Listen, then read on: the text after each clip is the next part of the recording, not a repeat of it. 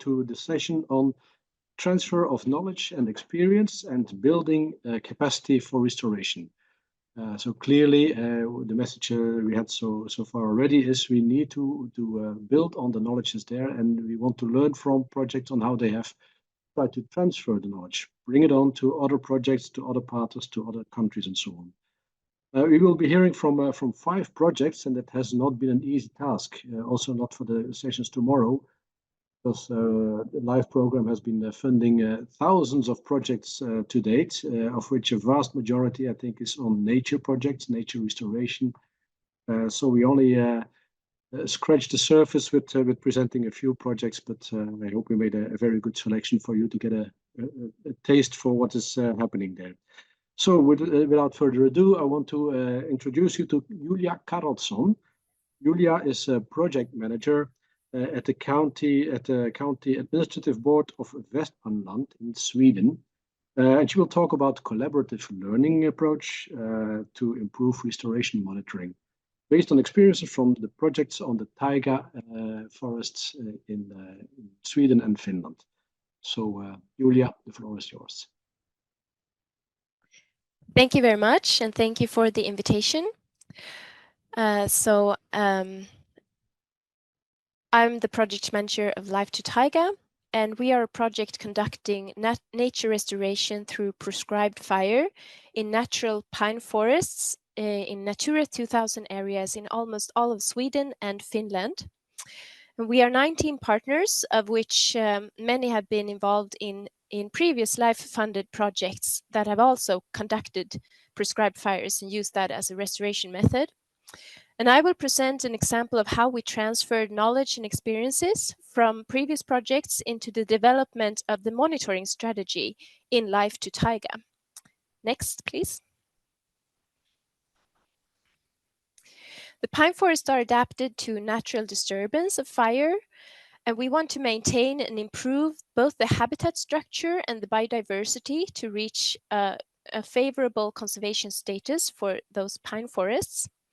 The county administrative boards in Sweden and Metsähallitus Parks and Wildlife in Finland have been conducting prescribed fires for about 25 years.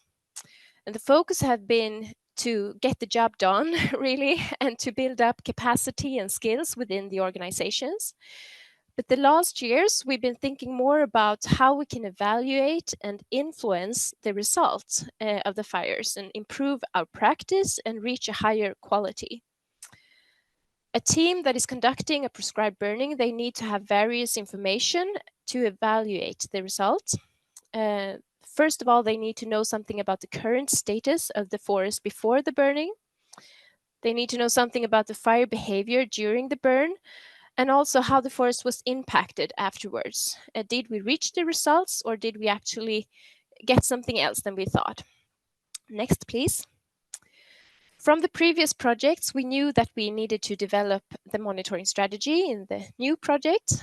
And I will focus here on the experiences from the Swedish project Life Taiga, the number 1, where 14 partners have continued in this new project, and we've added another 3 and Finland. In the previous project, the monitoring strategy was unfortunately not coordinated specifically well. Various indicators and methods were used by the different partners, and it was time-consuming and complicated measurements, including mistakes and misinterpretations. There was a lack of connection between the knowledge gaps and the indicators that were measured. And the staff used visual judgments in field to evaluate the results rather than using the monitoring scheme that existed. So therefore, it was very difficult to draw good conclusions for the project and the national level overall. And we were highly motivated to develop the monitoring process with those objectives that I have mentioned here in the speaking bubbles to the right. So we needed to increase motivation among the staff so that they would actually conduct the monitoring and to know what the data was going to be used for. We wanted to facilitate and coordinate the monitoring performance with a systematic and biased and feasible monitoring scheme. And we also needed to improve the goal descriptions.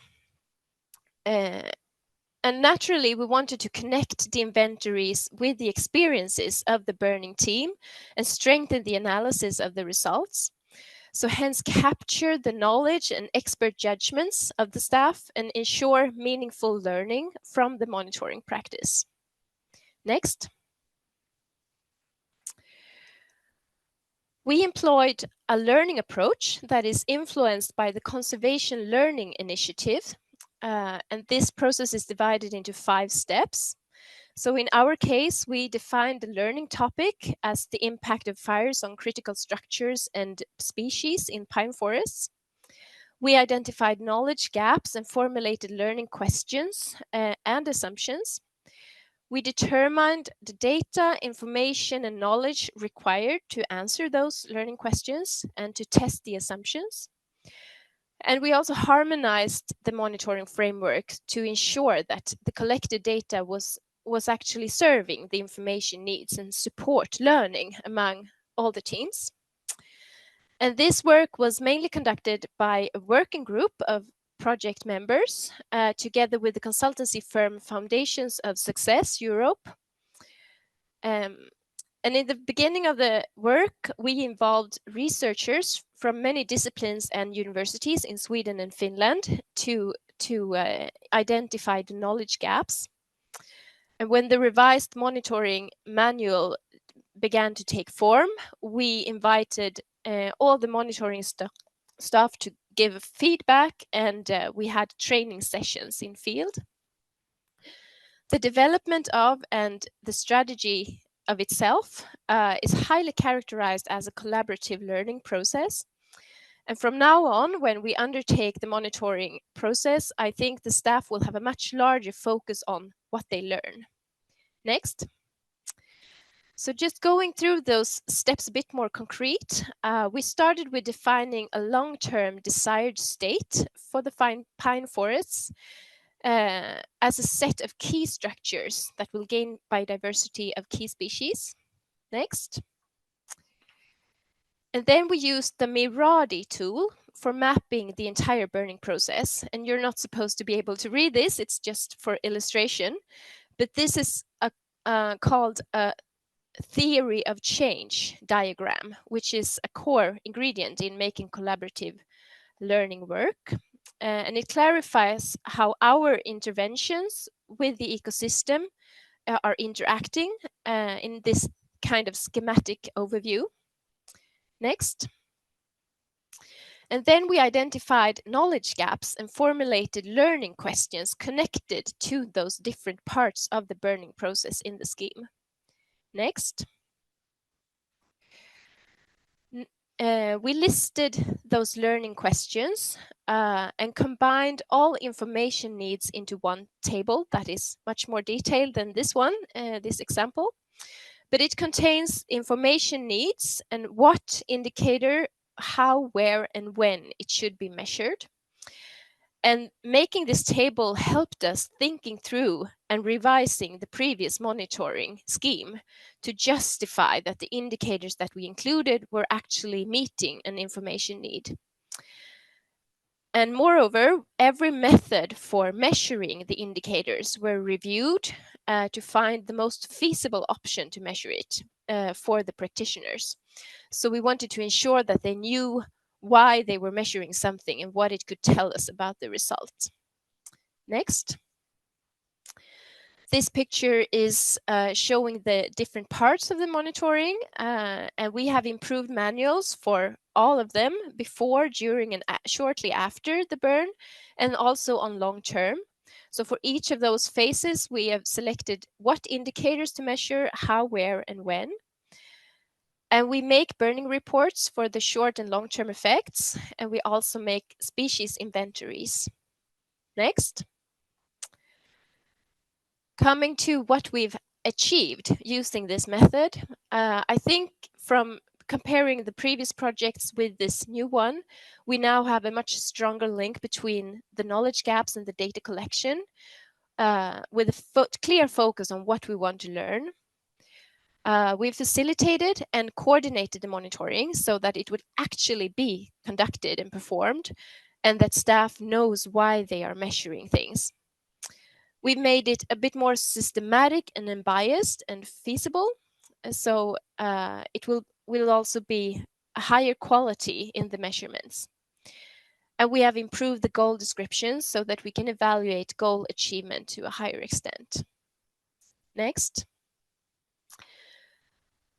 So I just want to conclude with this picture I showed from start, that we can highly recommend using the Conservation Learning Initiative for structurizing the monitoring process and improving the evaluation of nature conservation activities. It has been very useful for transferring and test previous knowledge from our previous projects into the new one. And with that, I thank you very much for listening. Thank you, Julia, for this clear presentation on the subject, which I think is of very high importance. We heard from Andrea Vettori that in the nature restoration regulation, there's a high attention also for monitoring. Indeed, monitoring in many life projects is a bit of an aside, often kind of a difficult thing to do. So the process that you've developed definitely will help in monitoring. Increasing the capacity for monitoring. So I hope it's also available from perhaps from your website or from other sources for others to use. Yes, we describe the process in the strategy, but the manual is in Swedish, unfortunately. So if there is a high interest, we could consider translating it. There's plenty of tools also to help translating online, but yeah, great to know. It is, yeah. Okay. Thanks a lot. Thanks a lot. Then I think now we move to the Mediterranean coastal habitats. So from the north to the south with Vito Emanuele Cambria. Vito works at the Botanic Garden of the Sapienza University of Rome, and he is also co-chair of the Biodiversa Plus BioDiff Restore Knowledge Hub. So very much central to this theme of this session. Vito will present the challenges posed by authorization processes for restoration and how the Life Primate project has dealt with it. So Vito, go ahead. Thank you, Ben. Thank you also for having organized this important networking event. The timing is it's very good. It's timely indeed. This project is called Life Prime, and it was presented in a period that the agenda on restoration was still at the beginning.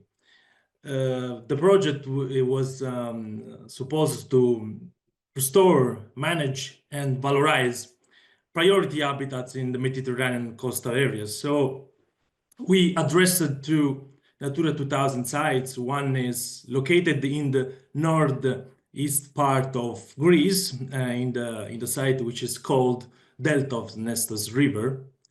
The other site is located nearby Rome. It is a coastal area. So we are both sites which are embedded in the Mediterranean biogeographical region. Next slide, please.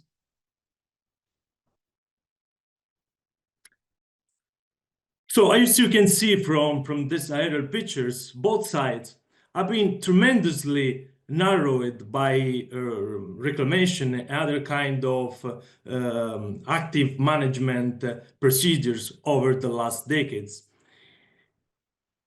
So today, both sides have habitat species which are faced different sources of pressure and threats. Indeed, many of these habitats are in unfavorable conservation status.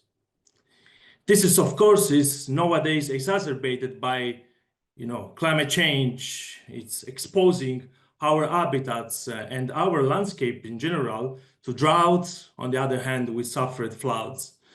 Both sides have been also exposed to different kind of extreme weather events, especially in summer with heat waves.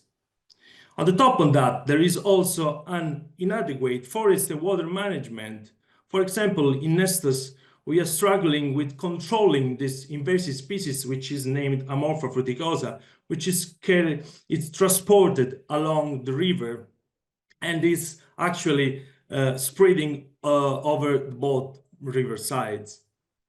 In Paolo Laziale, we don't have this kind of invasive species. We have encroachment of native shrubs, which is due to the abandonment of some silvicultural treatments in this forest. Of course, the heat waves exacerbated also the vulnerability to fires, and that what happened in Paolo Laziale in 2017. We also had experienced fungal infection because the habitats are more vulnerable to this different kind of pressures. So we experienced a very impressive forest dieback in this woodland. Next slide, please. So let's go to the solution. So I'm going to present you two solutions that have been experienced in Nestos. One is this one. So we have this temporary Mediterranean temporary ponds, which is a priority habitat. And we established a well point system, which is powered by solar panel to increase the topsoil moisture, which is fundamental to allow the resilience of the biological cycles of the habitat and of the species that live in this habitat. Next slide, please. Another intervention we applied in Nestos area was treating with different practices this invasive species encroachment. So we attempted a shading-based suppression.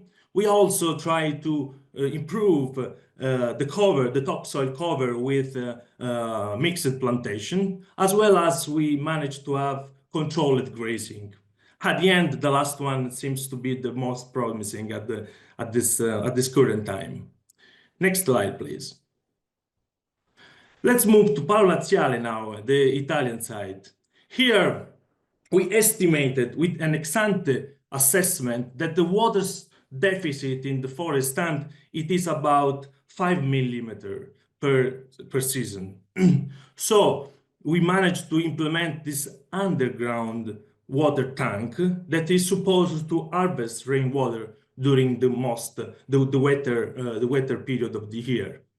This is made by recycled plastic modules, so there is no any pollution, there is no any landscape impact because it is underground. It can be removed and easily dislocated in another place because, as you can see, they are modules that are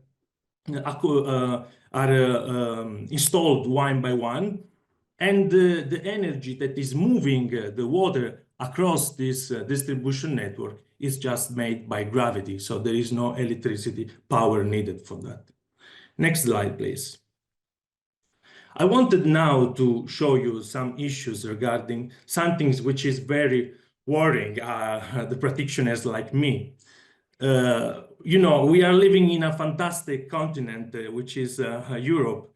Many people invite us, but we have this amazing, astonishing cultural and natural heritage. But when you have overlapping of these different protection regimes, like in many Natura 2000 sites, we also have archaeological protection regime, landscape, even sometimes some remaining from the World War II, like weapons.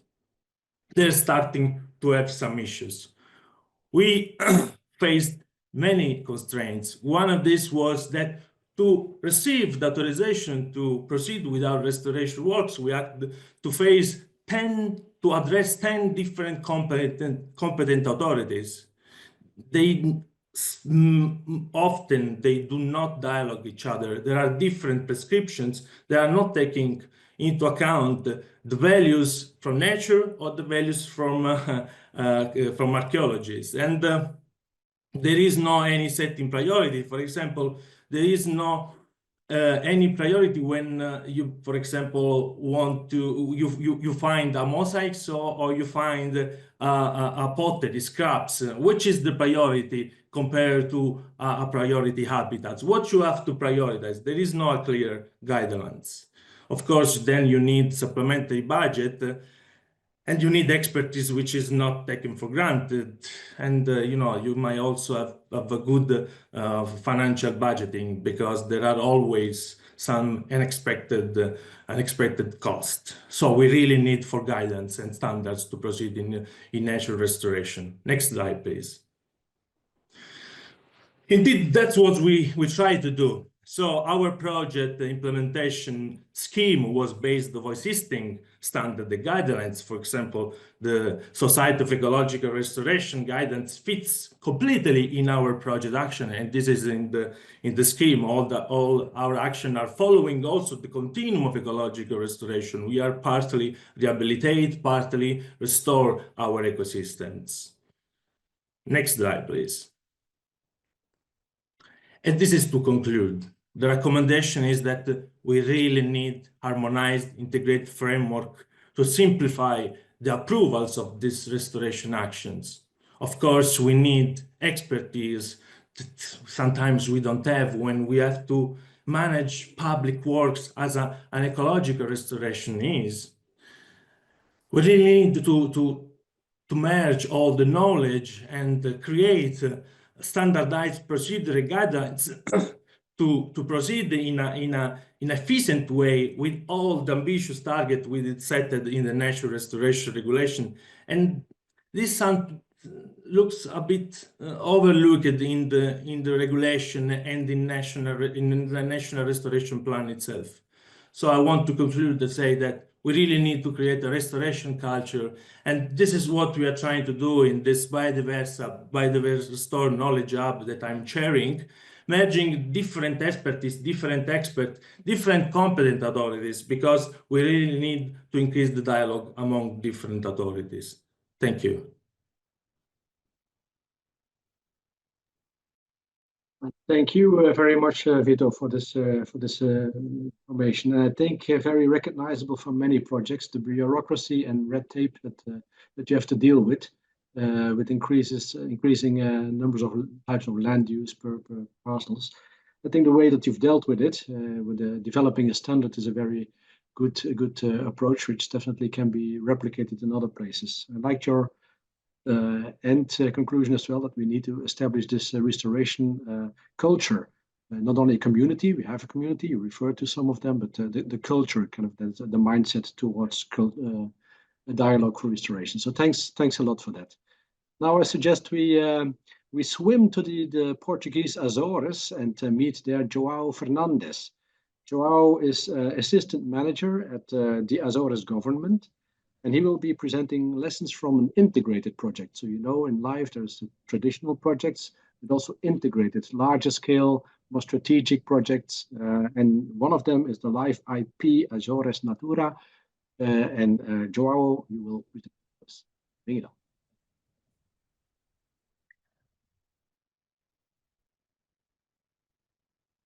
Well, hello, everyone.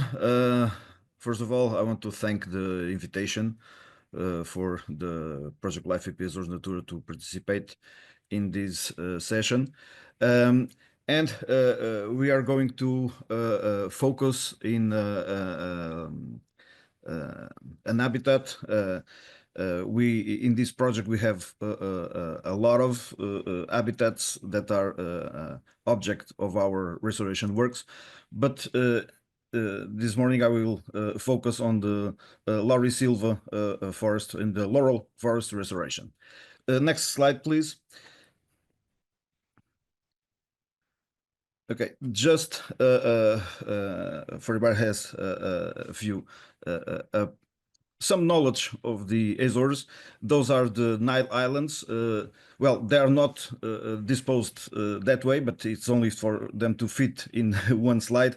And this project covers all sites of Natura 2000 network. We have 24 special conservation zones, 15 special protection zones, and 2 sites of community interest. This covers 15% of all the territory, and you are seeing now another image where you can see the layout of the islands in the black and all the other polygons with several colors. It's the marine part of the project. It's not object today, but it's just for you to have a visual information of the huge areas that we have to cover in this project. For the terrestrial intervention areas, we have actions in around 1,000 453 hectares of interventions. Next slide, please. The project aims to conserve and restore the natural habitats of the Azores, including the Macaronesic laurel forest, and the restoration of this habitat is essential for the region, especially when it touches the biodiversity and also the services that this kind of ecosystem provides. It has also the main objective of the implementation of the PAF, the priority action framework for the Natura 2000 network, and also the mobilization of complementary funds for the future actions, and some of them that are occurring at the same time. Next slide, please. We are part of 2 working groups. One of them is the Nature Restoration Regulation at a national focus. So we are a part of this natural restoration plan. We have a few meetings every year where we give the input of the Azores experience and necessities for this kind of regulations. We also make part of the process Biogeographic Nature 2000 in the Macaronesic region, especially on the development of the Habitat Action Plan for the Macaronesian laurel forest. We already participated in around 10 meetings, where the objective is to try to have shared experiences, but also to try to have data that is similar for us to can put it all together and make some conclusions and analysis for the entire region, not only for a specific project or island. Next slide, please. As a prior experience, we in the Azores, we had 2 live projects. One was Lauro e Silva Sustentável and Terras do Priolo. These 2 projects, they paved the work for the restoration of the laurel forest in the Azores, and also for the idealization and the concretization of the Life IP AZORES NATURA. This project started in 2009 and ended 10 years later. And they produced, for example, a manual that it was essential for us in the regard of how to remove and combat some alien invasive species in this habitat. So when we started to work, we already had this experience and this knowledge from them. Next slide, please. Well, according to our experience, the challenge and the threats for this kind of habitat, it's the degradation of this habitat due to the invasive alien species.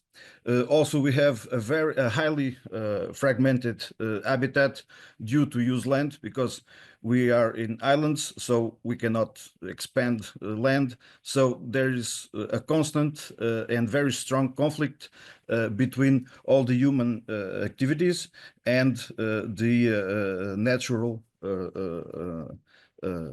habitats. So we also have experienced a lot of biodiversity loss that we're trying to compensate with our interventions. Next slide, please. Some solutions. Well, this is all, I think, all of the other projects uses some of them. Well, it's the never-ending work of controlling the invasive alien species.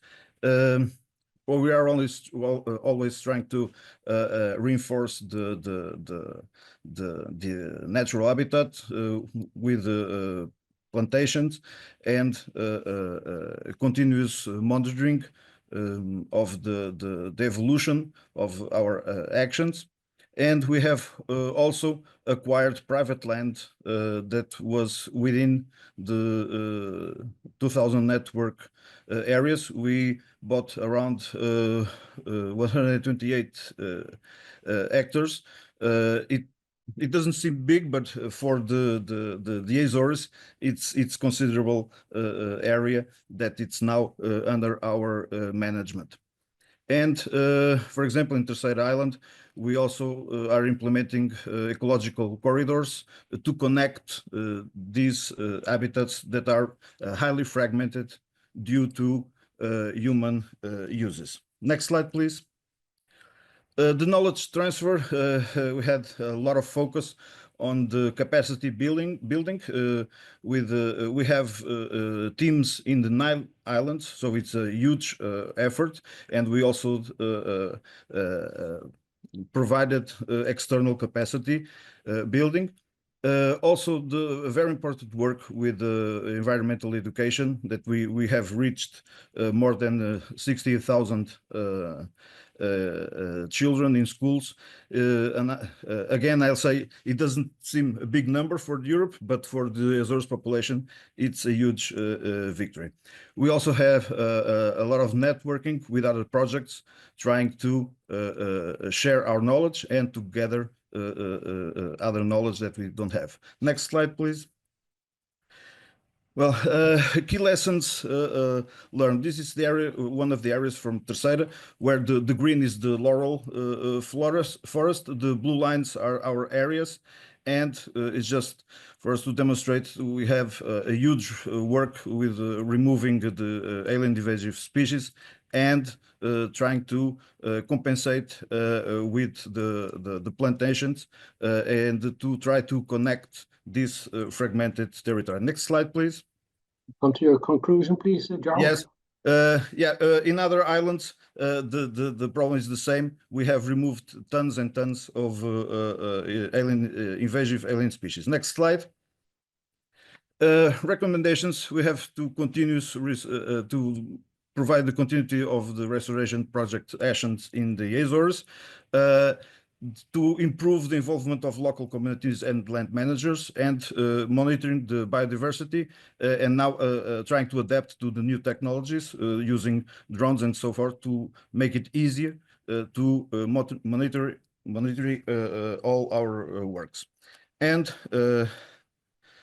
as Delbaere said, the earth is what we all have in common. So here are my contacts, and thank you for listening to me. And thank you, João. And sorry to put you under pressure for the timing. Certainly for an IP integrated projects, lots of things to say. But I think you clearly demonstrated that upscaling is already happening, and we hear that from other projects as well. Live projects built on previous live projects, and then gradually they grow to integrated projects, to very large scale projects. So the upscaling is ongoing. And meanwhile, also the STRAPS in the new program, the strategic action programs, are looking at this very large scale. So welcome back, everybody. I hope you enjoyed the videos. It took some time to stretch your legs. Welcome back to this session on knowledge transfer and capacity building from live projects for upscaling restoration, nature restoration. Before the break, we saw some experiences from the taiga in the boreal region. We went to the Mediterranean for some coastal habitats, and then also to the Macaronesian, to the Azores, for the laurel forests. Now we go to the Atlantic coast in France and to Louise Froud. Louise works at the LPO France, the French bird protection organization, and she will present experience to us on developing an amphibious machine to help restore mudflat habitats based on experience from the live Baie de l'Aiguillon project. Louise, tell us more about it. Thank you very much for the invitation. So yes, indeed, I took part as a beneficiary in the Live Baie de l'Aiguillon project, which spanned from 2016 to 2022. And one of the actions was the restoration of the mudflats by removal of wild oyster beds. Next slide, please. So the Aiguillon Bay is located in France on the Atlantic coast and covers approximately 5,000 hectares. Its two main habitats are salt marshes and mudflats, and the bay is characterized by a very high sedimentation rate of approximately 1.5 centimeters per year. As it is located on an important migratory route, it is a site of international importance for overwintering and migratory birds, and we can have up to 100,000 birds in the midst of winter. Human activities such as mussel and oyster farming are traditional activities in the bay. However, in the 1960s, the most upstream concessions were abandoned due mainly to a natural siltation of the bay, but also due to a crisis which killed the oysters. However, these older concessions were not rehabilitated and serve now as a support for the development of wild Japanese oyster beds. Next slide, please. In fact, approximately 400 hectares of the mudflats in the bay are colonized by wild Japanese oyster beds. So here's an example on these photos of what this looks like. This obviously leads to a loss of natural mudflat habitat. They are also a sediment trap, as these oyster beds favor sedimentation. They modify the current locally, and they are a competition for food resources for other species such as mussels. Therefore, a large-scale mudflat restoration experiment was undertaken in order to restore a natural habitat of mudflat, which is a very important food resource for fauna and for birds, but also to evaluate the relevance of these works and the repeatability of the protocol elsewhere. Next slide, please. The main challenges of these works were, first of all, the accessibility and the soft substrates. So mudflats are, we're very dependent on the tides. Therefore, we had to carry out the work at low tide in order for the oyster beds to be accessible. So we work 4 to 5 hours per day with coefficients above 70. And also, as you can imagine, mudflats are very soft substrates. Therefore, we had to have a machine which was able to move in the water and on the mud. So we used 2 amphibious diggers. I'll go into more detail on the next slide, which were able to move in the mud. Sorry, you can go on the previous slide. Sorry. Thank you. The second challenge was to limit future settlement of larvae. Indeed, oyster shells can serve as a support for the fixation of oyster larvae. Therefore, it was very important to crush the shells on site in order to leave the smallest possible shell available to avoid any future colonization. We also tested different depths of oyster removal. In order to assess the impacts of the works, we undertook different surveys before and after the works, including the topographic and benthic macrofauna survey, as well as a particle size analysis. And we also undertake annual monitoring on the restored areas of possible recolonization on any remaining oyster shells. Next slide, please. So these were the 2 machines which were used as part of the project. So they were conceived by a firm called SAS-CTAZ. The first machine was the one on the left. So this is a digger mounted on 2 floats with worm drive propulsion. With a bucket, the tables were removed and deposited on a flat bottom boat to be recycled. And then the oysters were removed with this bucket as well and deposited in the shredder, which is the yellow object you can see on the photo. So with this machine, we covered approximately 80 meters per tide. In the course of the project, the entrepreneur saw that we could improve the efficiency, and he actually conceived a second machine, so which is on the photo on the right. This time it's a floating barge with a 3-meter frontal shredder, so I did a zoom on the shredder, run by a 500 horsepower motor. The old tables are dismantled using a claw instead of a bucket, and then the machine actually advances directly on the oysters to shred them while he's advancing on the oyster beds. With this machine, we covered 200 linear meters per tide, so indeed we improved the efficiency of the works. Next slide, please. Just to give you an idea of the results, we worked over 158 tides and restored 118 hectares of mudflats. 34 tons of tables were recycled and 42,000 meter cubed shells were crushed. This cost approximately 12 euros per meter cube crushed, And we also tested the recycling of 30 tons of oyster shells in order to see whether they could be, these oyster shells could be used as a co-compost with green waste or as backfill material. The annual monitoring has shown, well, mainly last September, that the base of some oyster beds have reappeared in some areas where the deposits were the most voluminous. This can be explained by a diminution of the altimetry since the works. As I mentioned before, the former oyster beds served as a support, well, they favored sedimentation. So where there were tables and oyster beds, there was also a higher sedimentation rate. So obviously, since we've removed these oyster beds, and also due to a natural smoothing of the mudflats over time, we have observed a diminution of the altimetry since the works. Next slide, please.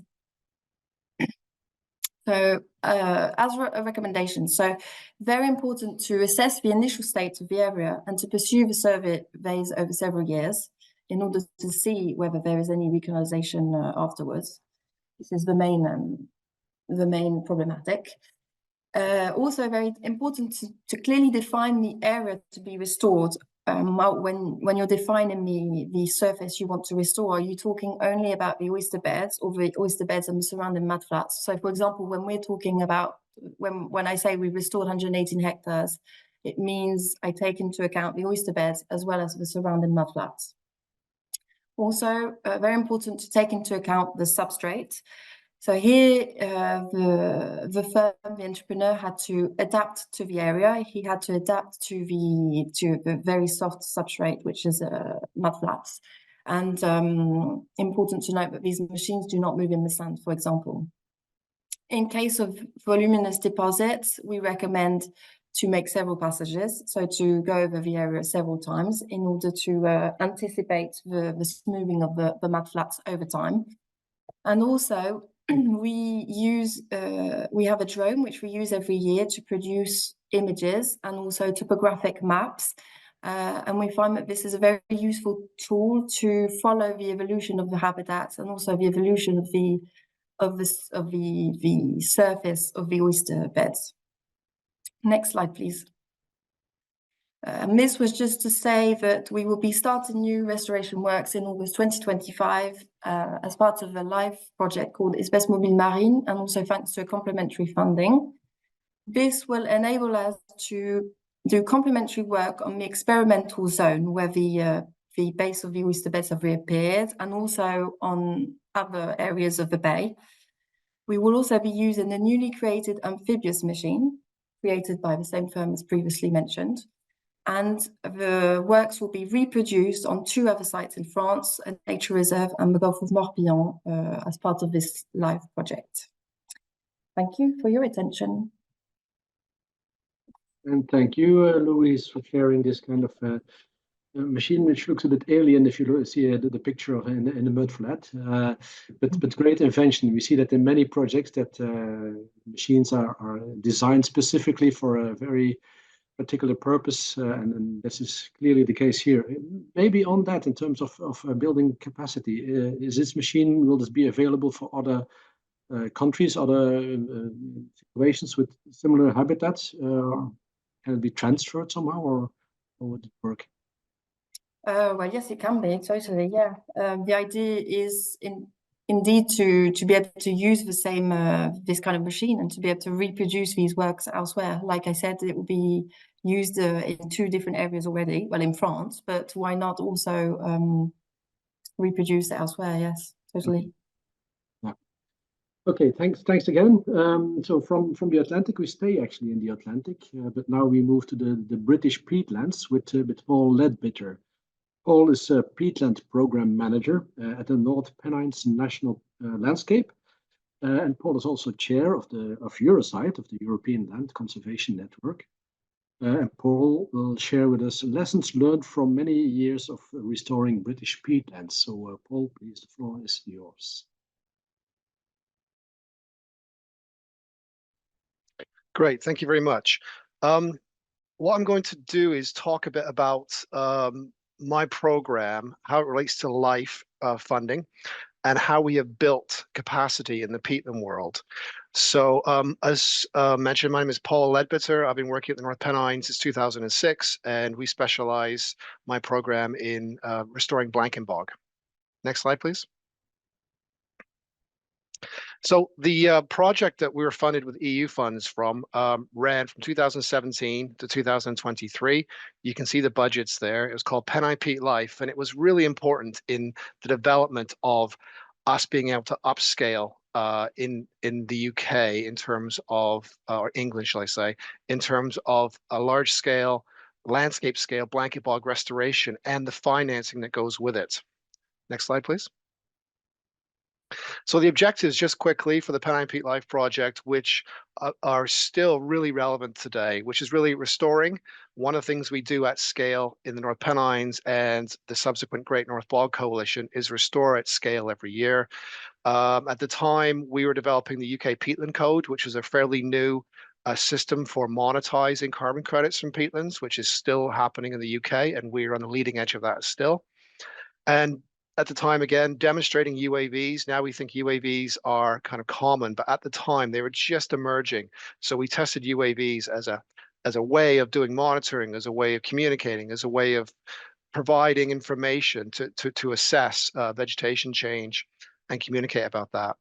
And then finally, like all good life projects, we had a massive dissemination and demonstration aspect to what we do. And these 4 objectives have been immensely helpful in developing where we've gone since the project ended a few years ago. Next slide, please.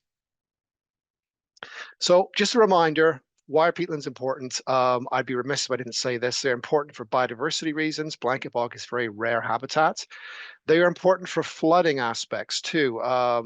Damaged peatlands can increase flooding downstream. So the opposite is true, that intact peatlands can reduce flooding downstream. So it's quite an important aspect of what we do. There's also the issue with watercolor. When you have damaged peatlands, like you can see in that image, those are leaching dissolved organic carbon into the river, which gets into the reservoir, which gets into the water system. And when they are intact, that dissolved organic carbon is less, thus reducing the amount of treatment costs. That also applies to water supply. I think it's 75% of all of England's drinking water comes from peat cover catchments, thus the water supply for the country, so to speak. Sediment loading, when the stuff erodes, it washes into the streams and rivers, causing problems for habitat. And then carbon is the big one everybody's interested in. These areas are 8,000 years of stored carbon, let's say. And then historic environment record, and ultimately the economy as well. Next slide, please. Here's a damaged peatland, and if you go to the next slide, you will see a few years later with the right interventions what they look like. Next slide, please. Yeah, there you go. So you can see quite easily how that's gone from being an oxidizing peatland to a recovering peatland. And we've done that to the tune of many thousands of hectares since the LIFE program. Thank you. Next slide. So what I want to talk about, the thing we are have been doing, the challenge is building capacity in the sector. Peatlands have typically been underfunded and been left to their own devices, as it were, because they're seen as wastelands, etc. And how do we build capacity in the sector, which is really the challenge we have grappled with over the past, since the LIFE program, but during the LIFE project as well. Next one, please. So what we've done in the North Pennines is, this is a scale we have done. Over 19 years I've been here, we have restored about 52,000 hectares, raised 42 million pounds, etc. I won't go through all that, but you can see we have been very proactive in trying to collaborate, coordinate, build capacity through LIFE projects, Interreg projects, and now, since Brexit, UK funding, which are those countryside stewardship, nature for climate, and then more recently, private sector and Great North Bog. So this is our record in the North Pennines, but in order to scale up, we thought what we would do is develop something called the Great North Bog. Next slide, please. And that's the Great North Bog, a simple map. It's all 6 peat partnerships in northern England, from the Scottish border in Northumberland all the way down to the Peak District. We're somewhere in the middle there in the North Pennines. So really, it was an approach to say, how do we build capacity? How do we get through the challenge of not being dependent on grants all the time? How do we access green finance, blended finance? How do we monetize carbon to access that? How do we get landscape or large scale investment into peatlands? And what this project has done, what this Great North Bog effort has done is to basically build capacity across that with other peatland programs, other peat projects, other protected areas, and share that learning that was a lot of it that was garnered from the LIFE project. Worth pointing out that there are three LIFE partners in this. There is the North Pennines, where I work. There's a Yorkshire Peat Partnership, which was part of our LIFE project. And there's Moors for the Future partnership too. So the LIFE program has played a role in this, despite us leaving the EU a few years ago. It's still part of the of where we came from. So really, this is about developing a 20-year plan for ideally 200 million pounds of blended finance to restore all of the peatlands in upland peatlands in Northern England. Next slide, please. So the record of us is, again, what we've done is we've tried to tell a story. In order to meet the challenge and collaborate, we tell the story of what we have done to the government, to funders, to philanthropists. So what have we done collectively? It's quite impressive, actually, 160,000 hectares. You can see the numbers there. This is an important part of it, is sharing our collective efforts to make a story about the collective story and the power of coming together. So Great North Bog is a collaborative macro-scale nature restoration project, essentially. Next slide, please. The progress, one of the big things is we developed the concept. The next challenge we had to meet was a governance. 6 different partnerships have different governance requirements, different views of the world. That is now in place with a board and other working groups associated with it. We have a strategy, which guides where we go. Again, we've all signed up to that. We have tested the market. So basically, we felt we go out to the finance market and say, this is a Great North Bog. This is what we do. If you want to work with us, please express your interest. And they have 15 people applied for the job, 15 organizations. We interviewed them. We end up now with 2 finance partners in place. One is a very large international company, and one is a very large national company. And that is very good news. We currently restore Great North Bog at about 20,000 hectares a year of peatlands. So you can see it's quite a large scale effort. We also have 101 jobs in the local economies that we keep moving because of this. And we communicate with about 20,000 people a year through the work we do. So you can see we try to upscale this and upscale together. Next slide, please. The priorities are, we still have to decide on a special purpose vehicle. Are we a company, a charity, that kind of thing? We are developing carbon contracts. The carbon market is very complicated. We're also working to develop CSR and ESG markets, donation models, and other instruments such as bog bonds. We're being very, very proactive in that. And we continue to deliver at scale every year, which is a really important thing for us. And next, please. Final slide is things to think about, things we bumped into. Naysayers, people who think that private money shouldn't be used for our kind of work. Red tape, this is when, when funding disappears because of change of year or something like that. Short funding cycles, these are all things you will know about. There's still a need to de-risk investment from corporates and working to solve barriers. Things like cash flow, small NGOs can't cash flow large projects. We also have a capacity issue with staff and the actual delivery mechanisms. And then seasonality, it does snow in the winter when work happens. And then corporate memory, when people come and go from organizations, they can take their memory and the momentum with them. So it's something to watch out for. So we are collectively meet at the Great North Bog level to go over these things, to share and increase our capacity. And we hope it continues for many years. Thank you. Thank you, Paul, for a fantastic story and well, clearly showing that upscaling is happening as we speak. A massive geographic area that you're covering, but also the combination with strategy, as you said, with governance, with reaching out to the unusual suspects is clearly working in your project. So fantastic on that. Thanks a lot. Thanks a lot. Time for questions from the floor. Meanwhile, we have questions coming in from the audience for a number of speakers. I must say we cannot address all the questions because we will moderate behind the scenes, and some questions are better dealt with in different gremia because they're not really focusing on the topics of this conference. But here we have a number of questions to start with. Just screen. Yeah, a few questions to start with, and I think we start with the top rating one with lots of votes from Friedrich Wolf, specifically for Julia. What were the criteria for identifying degraded forests in need of burning? What were the criteria for saying whether a forest has achieved a satisfactory or favorable status? So this is more, I think, on the way of restoration. I just give the floor to Julia for a short answer on this, and maybe also make a link with the knowledge transfer on these criteria. Julia.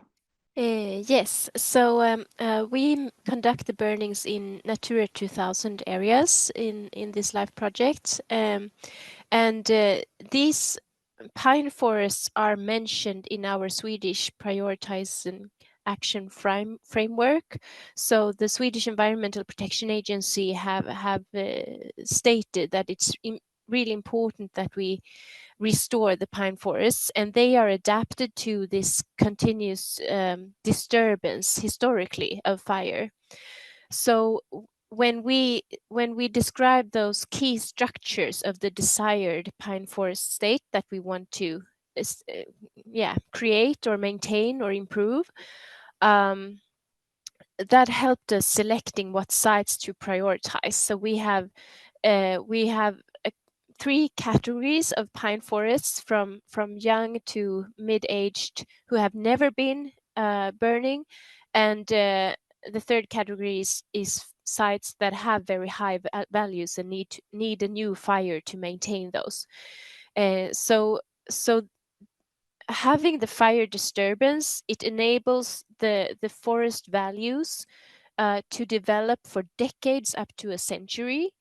So it's difficult to evaluate that within a project time, but we have decided to like when we have conducted a burning with a satisfactory result from what we can say directly after, we convey that it will be reaching favorable conservation status over the years and decades to come.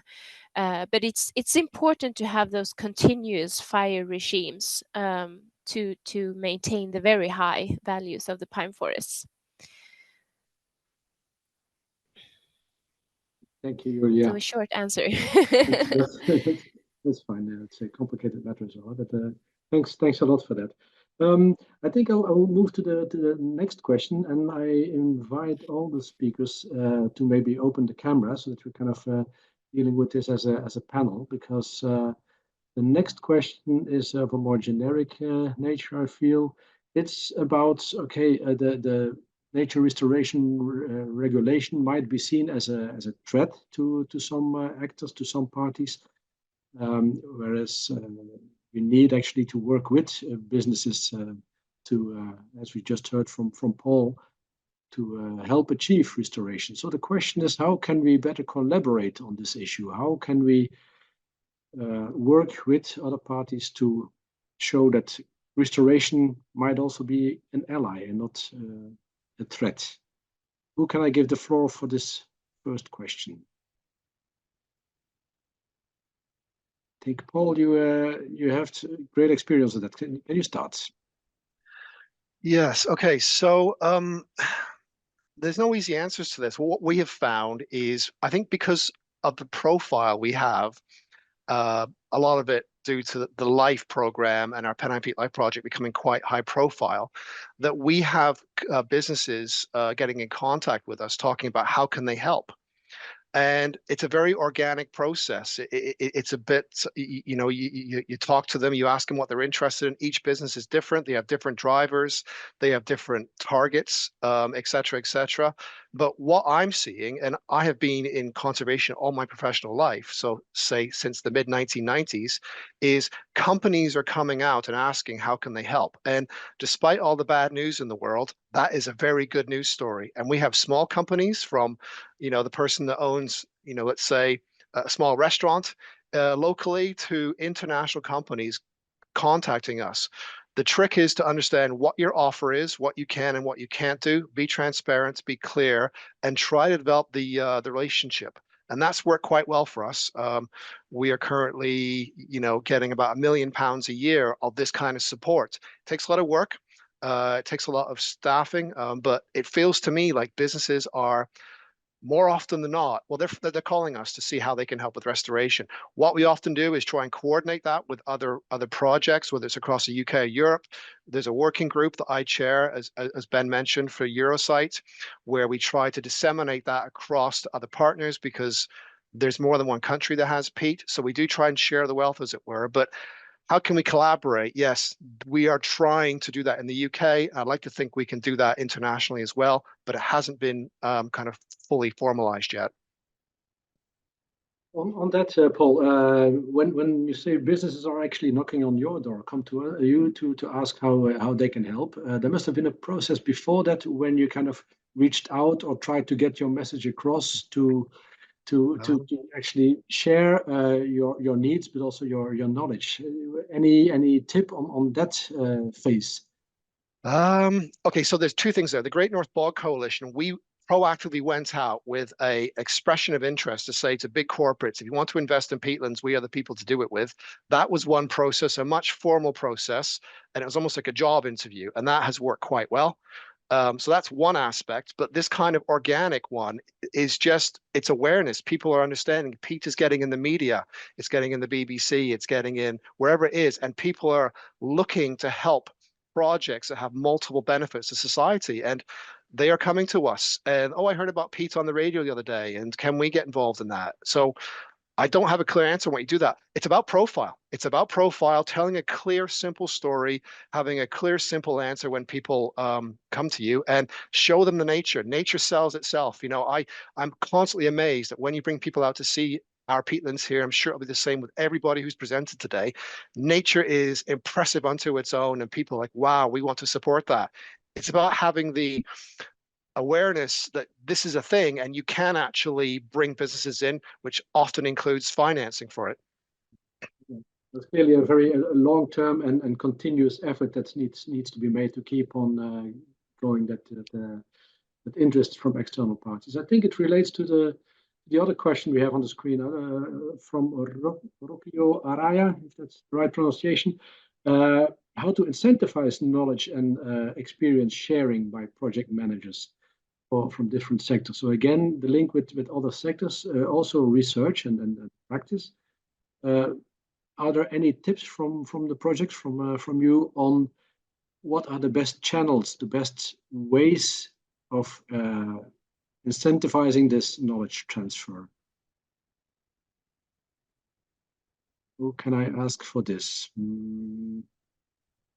Louise. Yes. I think that well, this kind of seminary is very important. I know that we transferred knowledge through this kind of seminaries with people that are asking the same kind of questions, working on the same kind of themes, meetings, also maybe training with state services. I know that we also wrote posters and feedback sheets. I think feedback sheets are very important as well, and most of them you can find them online. And websites. Well, we also had a website of our live project, and I think that also is an important way of diffusing the results also. But yeah, I think seminaries are maybe one of the most efficient. Yeah, can you say a few more words on these feedback sheets? What are they about? It's really, sorry, it's to, well, yes, give feedback on the project, what worked well, what were the main challenges, what didn't work, how we would do things differently if we had to redo the same actions. This kind of. So it's feedback on the seminaries themselves. Not on the seminaries, but on the works, on the different actions of the project life. So, for example, we've done 3 or 4 on the mudflat restoration experiment. Yeah. And now, how important is it? Because I assume the seminaries are also for business or for other types of actors. Is that right? Yeah.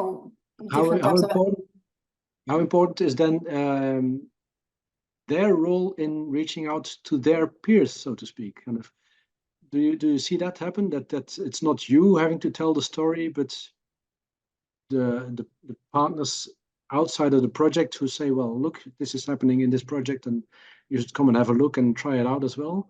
Does anyone has experience with that kind of processes? I see you nod, Paul. A couple of things, I suppose. We've had two examples of where this has kind of worked. And again, I can't really explain why one of them, but we've had a construction company get in touch with us, and they now currently fund some of the work every year. After the second or third year, they bought one of their suppliers, and they used the corporate sector said to one of their suppliers, we're working with this peatland project in the north of England. You might want to do it too. So they bought somebody else to the table. So they've influenced their own industry. And that's immensely satisfying, because it's not just about the finance, the money, it's also about the relationships you build with, other sectors, which I think is important. So that has happened. The other thing we've done is we have got involved with Nature North, which is a North of England type coalition, which is looking at bringing in the mayors of Northern England and the businesses, the business leaders, and nature, and trying to develop this overall consensus that we need to make nature at the heart of decisions in Northern England. And that's been immensely helpful too, because it's brought nature to the front with the policymakers, with the politicians, who are now saying, yes, we need to make sure that that nature is front and center on decisions. Now, that's all very complicated, and it hasn't necessarily been as directly relevant to us as corporates, but there is a need to, yes, peer pressure or influencing through other people. Nothing is more effective than when somebody outside your organization says how great it is to have a peatland project in your area or whatever it is. So it's about collaboration and networking and personality, and it's a very slow process, but it does work. Okay, thanks. Makes me think of João. João, you work for a public authority, if I got that right. And in your IP, your integrated projects, you clearly work on the path, on the prioritized action framework, on the government process. Do you, what is your advice or tip to kind of reach out to other governments to maybe also share the process that you're involved in with your peers, so to speak? Well, at first, our experience, one of the good examples in starting with that, not with other government entities, but with the NGOs in the Azores. They are always willing to participate and to be involved, and they are also a very good vehicle of dissemination of the project actions and the importance of this kind of needs to protect and to improve the environment. The implementation of the path, well, it's essential because people can see in a document what are our obligations and what are objectives that are clearly defined, and we try to bring them. We also have a very straight collaboration with another government department that are responsible for all the forests in the Azores. They are a different, they are separated from the environment, and they are a huge help because they have all the infrastructure to get well, we give them the seeds from the native and the endemic species, and they can produce them, and it's a very well-oiled machine now. It took a few years to put it to work like this, and now it's working, and they do everything they can to help us to produce the higher number of plants to be planted in the respective areas, and also they have to do it for several species, and we do not plant one species here, one species there. So we have to have a mix, and they have to coordinate all of that because some of the species take 1 year, others take 2, others take 3 to be able to leave the nurseries, and this is a good example. And they are also learning from us because they are more focused in producing wood or timber, and they are now starting to see some benefits to have a different kind of species because inclusively a few of them it helps the growth of the commercial species. So it has been a good experience, but we have a lot of work to do. We have exactly. I hear you say a lot of departments to reach out. exactly. Yeah. It's not a straight line, and I hear you say that it took some years before you Yes. got to this stage. So time is clearly of the essence. I hear that from Paul as well. I'm sure other parties will recognize that. Going back to the question that you raised, I mean, which are the most common and effective channels for the knowledge transfer, apart from what we just heard, the kind of the interplay between parties? What channels would our panelists advise? Any golden tips that you say, well, this worked really well in our case to transfer the knowledge from our project to certain target groups? I've got one. We're actually today in York. My team is down in York with 30 other peatland field officers training on the new aspects of the peatland code. So we have decided to act as that knowledge transfer center, let's say. We called in the other Great North Bog field officers, and we are sitting together in York as we speak, and they are going through the peatland code and providing new training for new staff. So it's as simple as that, really. Having meetings on a regular basis, but you have to make an effort to do it. It doesn't happen by accident. You have to really go out and seek these opportunities and decide you're going to be that person, that transfer point, whatever you want to say. Training, good point. If I may. What? Yeah. Sorry, I forgot to mention that also last week we have finished an external capacity building action. It was in person. We did it only in 3 of the 9 islands, and we had a group of 200 representatives of external entities. It was mostly directed to the tourism sector.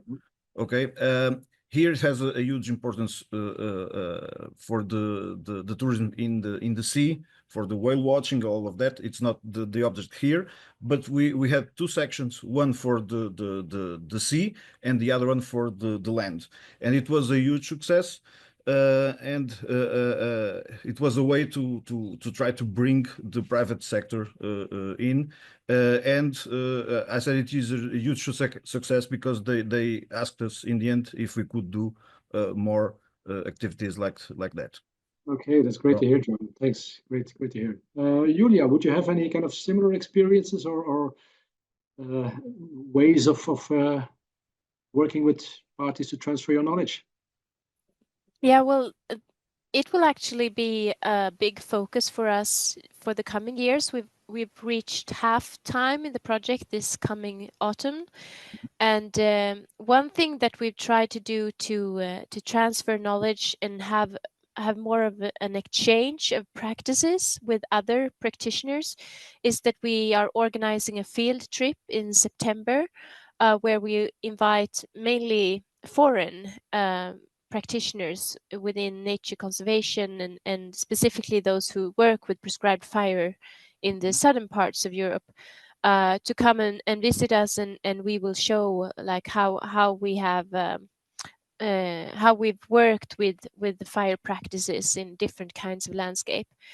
So that's one example, and we will do more of those kind of activities during those last years, where we can collect our best practice guidelines together with other actors who are also interested in prescribed fire, such as forest companies and other authorities apart from ourselves.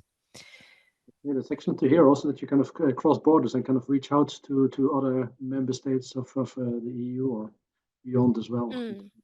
Yeah, we hope for a successful event. Yeah, okay, great. Good luck with that. Vito, perhaps you can also add an element in relation to your work with reaching out on the standards that you've developed. How are you kind of bringing that knowledge to your target groups? Any experience from your project in that respect? Yes, let's frame this engagement of key stakeholders under the umbrella of the Nature Restoration Regulation. This is a legally binding tools, but it is based on the subsidiarity, the principle of subsidiarity. So at the member states, there'll be the guys that will be is the main audience. So those that will be draft the plan need to gather all the standards, all the actors that are been playing important role in their own ecosystem. So everything should be targeted due to the fact that this is based on subsidiarity, on gathering expertise that are applying to local ecosystems. Yeah. So that's why I strongly believe the national hub are something that can create a good reference. So the establishing of national hubs in Greece and in Italy, I think was something that was worthy to mention, because it's kind of independent group of experts that can advocate the competent authorities that will draft the restoration plan. So this is a process that must be fed. Are you referring to the hubs from the Biodiversa Plus network, or is this a different type of hubs? Yeah, it's different. Biodiversa is kind of in the between the European Commission and the national members. Mm-hmm. So it's kind of transnational platform that gather together standards of practices, gathering expertise from the many European countries. But then it refers to national apps, and there have been existing good platform like the one that mentioned João in Portugal. So there are already existing national antenna that are gathering experts at a national basis, but we still strongly move this forward, because I believe this will also help local community to understand that the restoration ecology is something that can be actively proceeded, and we really need to build credibility. In this way, we can create strong foundation to defend what we are doing in the field. Yeah, exactly. Well, I think that brings me to one of the other questions that we have here at hand, is a question on ideas for or good experiences with setting up expert groups or maybe brokers to help translate knowledge to the practitioners or to others in the field. You had some examples, but who has got experience with setting up specific, maybe not only expert groups, but would you need to involve external parties to help translate your knowledge to specific target groups, to customize the language or the tools?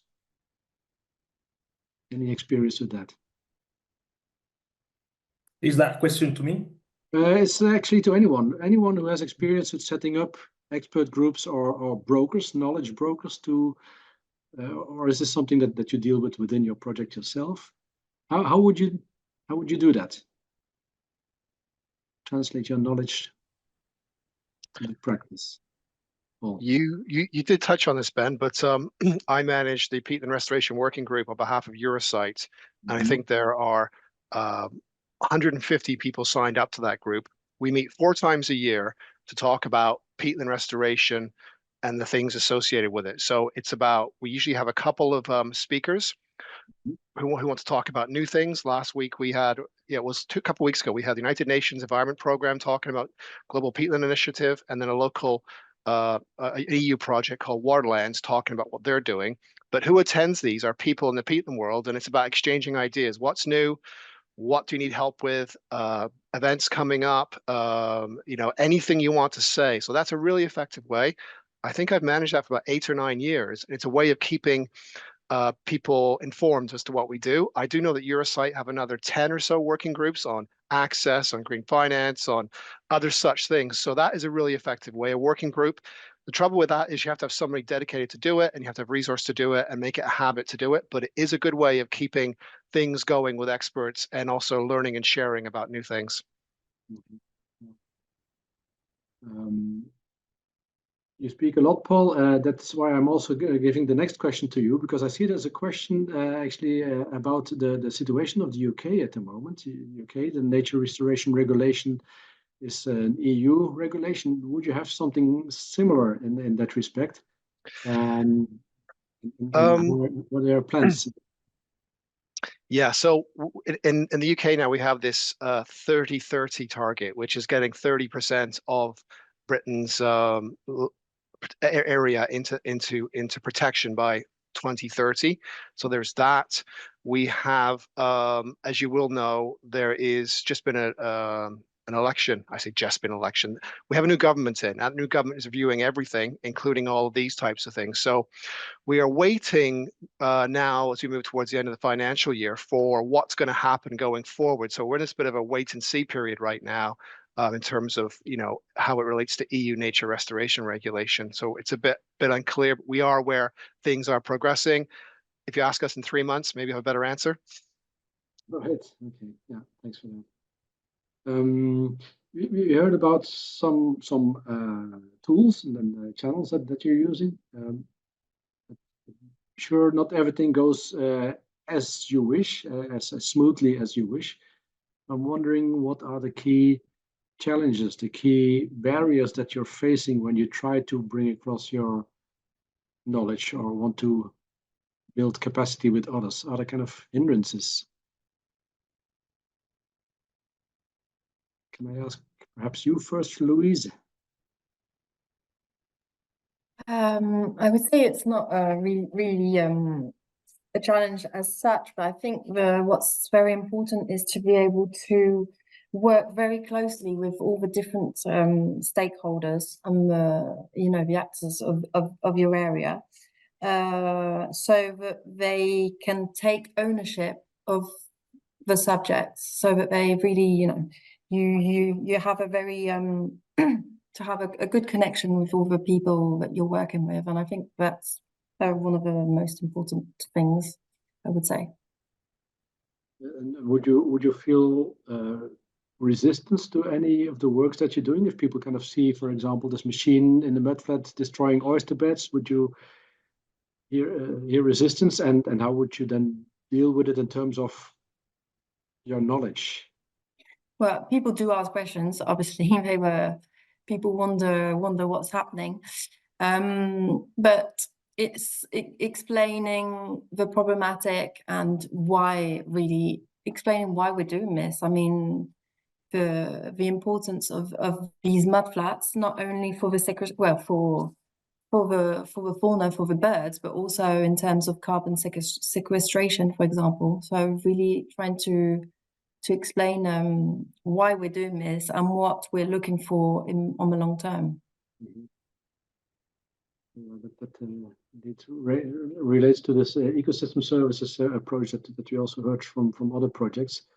And also we heard from Andrea Vettori the link with other sectors, a very important link to other sectors. So again, perhaps the question on if you would reach out to, say, large businesses or to policy sectors, is that something that goes via your national authorities? You have internal people working on that. Well, I'm asking here people who are actually in authorities.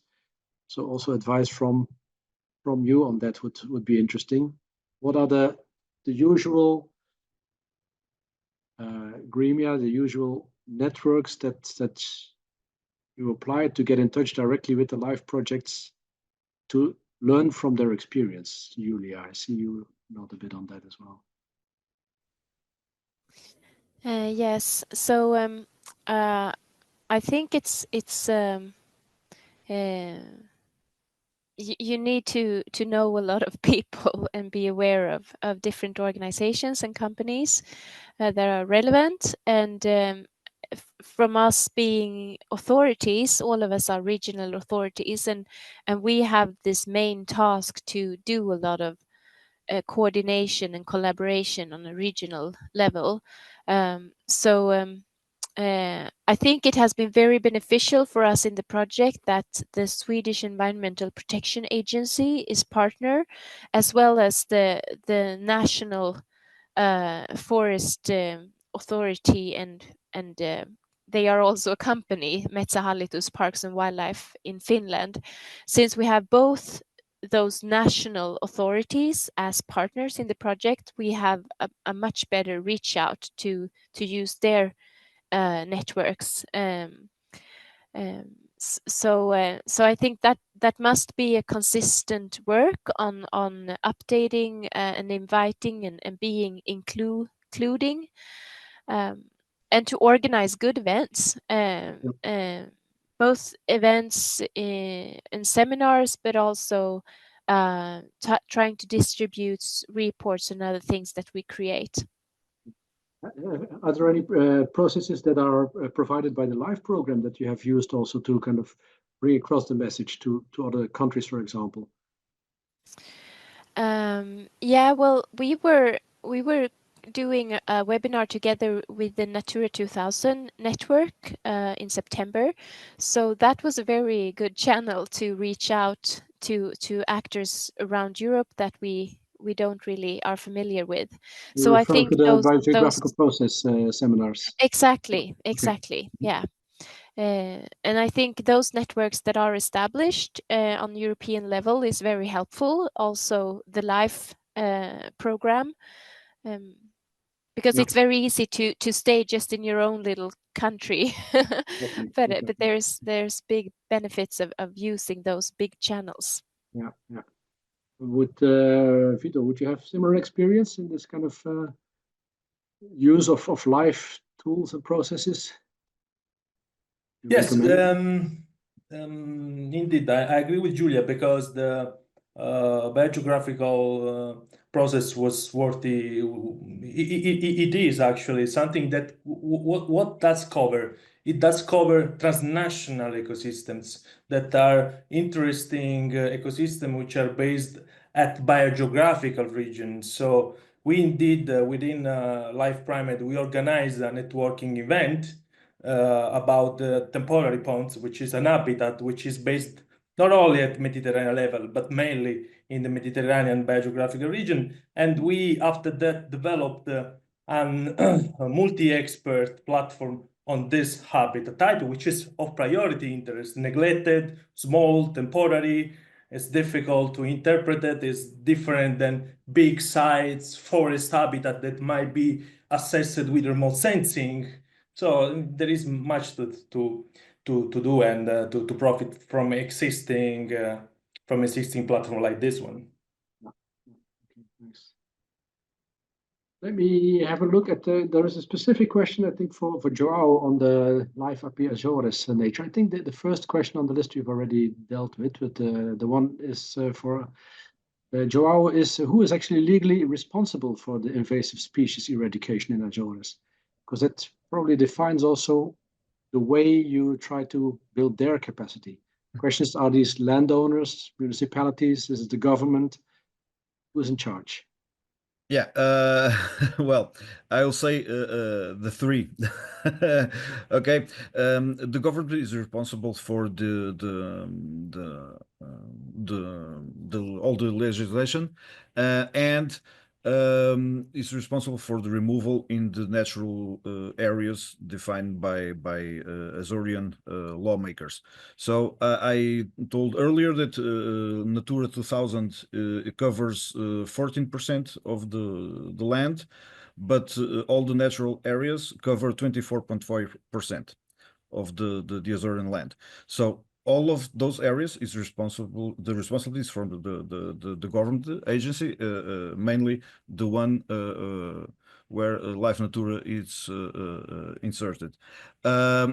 We also have responsibilities for the municipalities. All the areas they manage, they have to take care of the invasive species. The landowners. We're speaking here about the landowners that are near the natural areas. We are not talking about personal gardens in their houses, because here the climate and the configuration of the land in the Azores is not very propitious for the invasive species go up in the landscape. But for example, it's not being very effective now because we have, as I told you, we have legislation for that specific purpose, but the list of alien invasive species is outdated, very outdated. And we managed to finish more than 1 year ago in the live IP AZORES NATURA the new strategic guide for the alien invasive species, and it's now waiting for the government approval, and we will have a new list or an updated list with more it's more wide, and it will be more forceful to this to be implemented. So we have done our work, but we are still waiting for the government part. Yeah, I understand. As you say, the responsibility is a shared burden for many partners, and you in the project you developed a new list of invasive alien species. How is the knowledge exchange between all partners involved? Is there a kind of a common database, or is there at first, the work was done by a team of specialists from the University of the Azores. They put together a database with more than 5,000 taxa, okay, and they created an index of priority for an index which species were more dangerous for our environment in the Azores, and we have all that database, and they reduced it to 100 species, and then from those we chose the 10 most dangerous for trees, herbaceous plants, insects, and moss also. And we created a small good practices manual, how to address those species, how to remove them, how to ask for help, which time of the year is the best time to address that. And it's all done, but it will only be published when the new law will be is approved. Okay, I see. Yeah. That's great. So it's actually kind of a translation of the expert knowledge down to a level which is useful for a wider audience.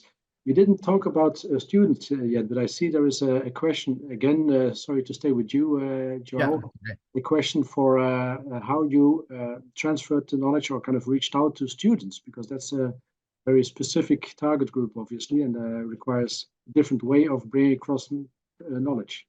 Yes. Well, I will speak. I will not speak only in name of Life IP AZORES NATURA. We have other life projects running at the same time. We have also live beetles, live snails, and live climax. Fortunately for us, the regional secretariat of the environment and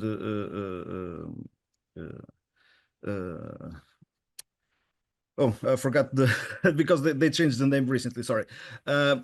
They had a program every 2 years. They have a forum for the teachers. Okay, from all the islands, they get together in one place, and they are presented with new data on the environment. And so we used that. It was a huge way of spread the project information. Was between all those teachers, and all the projects created games for kids, and it has been a huge success. We know it will take time. It will take a few decades for that knowledge within the kids gets in the action in the society, but it has been a huge success. All of those games, those teachers, they learn how to use the games, what they have to explain to their students, and they can require, for example, in Life Natura, they can require 2 sets of games for each school. and they use it in all of their classes. Yeah. Okay, great. Thanks for that, João. Are there any final golden tips, so to speak, on transfer of knowledge that we haven't touched upon before I would close this session? Any last ideas that you want to share at this stage? If not, I see time is already up for this morning session. So thanks a lot for your presentations and for your input. Also thanks to the speakers, for to the participants to put in questions and so on. I think it's clear that knowledge transfer and capacity building is essential. We heard a lot of the stories about that, and we also heard the need from the nature restoration regulation to gain knowledge and to build on existing knowledge. So that's I think no question, but also it's very diverse. I think customization is a key word, that you need to customize much of your approaches to the right target groups and to the subjects that you have at hand. So that's clearly a message that came across here, but also to reach out to the non-usual suspects, so to speak, by, for example, ecosystem services, or by talking about finance, as we heard from Paul. And using the long-term networking, the long-term relationship building that you are building up, and keeping that alive, to make sure that you keep the interest going, and that the external parties actually raise the profile for you, that actually do your job in terms of defending why restoration is needed. I think that's also a very important component. So the link between knowledge transfer and what we will hear tomorrow in terms of involving or mobilizing other sectors is clearly there as well. So that's I think very, very useful to know. So as said, tomorrow we will talk not only about mobilizing other sectors, but also about access to land. Access to land, both in terms of physical access, but also in terms of access for it to be purchased, to be bought for restoration purposes. So I would say look out for tomorrow. Thanks again for everyone. And I invite you to be back in the same Zoom link tomorrow at 9:30 Central European Time for the next day of this event. So we'll close for today. Thanks again. Have a good day.